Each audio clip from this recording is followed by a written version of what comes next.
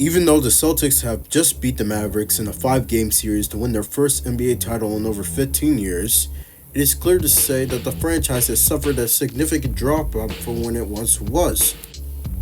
At present, the Celtics have the most championship banners in league history, when compared to other storied franchises like the Lakers, the Knicks, the Spurs, and Chicago, and has been able to keep that persisting dominance with signing key players like bringing back Al Horford, keeping Jaylen Brown and Jason Tatum, and the recent signings of Jrue Holiday, Derek White, and Kristaps Porzingis.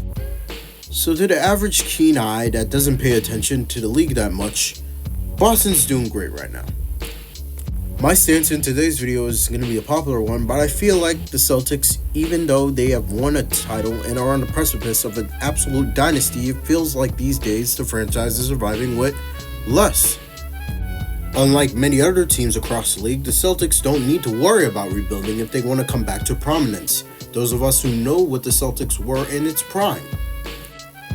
On top of that, the Celtics may not be able to keep its core pieces to repeat as champions once again or even make a potential dynasty. The Celtics had 2 picks in the 24 draft, which they used to trade for 2 players in Xavier Tillman and Jaden Springer.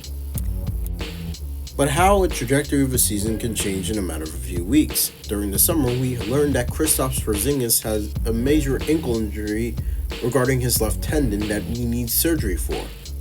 With that being said, the earliest that Kristaps can come back is in December, but he will be a shell of what he once was, and with the ankle injury being common for 7-foot players, it may dash the hopes of the Celtics winning a title next season. This might be controversial and this might be just me, but this is nowhere near the full potential that the Celtics dynasty has brought to us through the NBA, and we haven't seen that for over 3 decades at this point. The dominant Celtics teams have proven themselves not only to be dynasties, but to be basketball powerhouses from the mid-50s all the way up to the early 1990s. And McCauley, Bill Sharman, Tom Heinsohn, Bill Russell, Bob Cousy, Sam Jones, Casey Jones, John Havlicek, Bailey Howe, Seth Sanders, Dave Cowens, JoJo White. When they and so many ruled and eventually retired to open the floodgates for the newcomers, they were succeeded by Larry Bird, Kevin McHale, Robert Parrish, Dennis Johnson, Danny Ainge, hell, even a young Reggie Lewis, and all led by yours truly, the legend Red Auerbach. There was a true spirit to the Boston Celtics, and when one career dies, another would take its place and take on the legacy expected from the Boston name. It was a tradition to be celebrated and would eventually reverberate around the brand itself. The Lakers-Celtics rivalries were a real thing in the 1960s, 80s, and 2000s, and all who grew up around those time periods knew it. You can come on to both and find any player that is a future Hall of Famer on those 2 teams. But after a series of misfortunes plagued the franchise from 1985 to 1988, it seemed like the Celtics were on the fast track for failure and would not win a championship for another 20 years.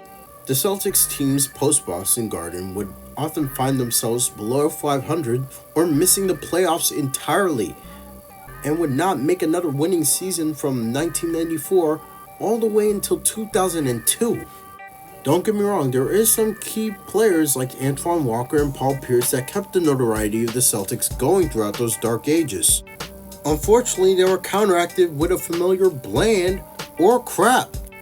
Ryan Gomez, Michael Olowokandi, Theo Ratliff, Sebastian Telfair, and Delonte West are infamous names. Brian Scalabrine proclaims himself to be the self-proclaimed god of the NBA, and Len Bias and Reggie Lewis had their careers cut short before they can even enter their primes due to death caused by one circumstance or another. So when talking about the heyday of this dynasty, when asking what happened, we're asking for the strong lineage of original players that brought the franchise to its feet. This, if anything, signifies the end of a once great era we remember. The Celtics may be the champions of today, but it's nowhere near the legacy that it brought yesterday. So, That's our opinions on the Boston Celtics. Again, let me know in the comments what you think of this whole situation and whether or not they're going to win the title back to back or not. As always, this is your main man Ryan, and as always, stay tuned for more.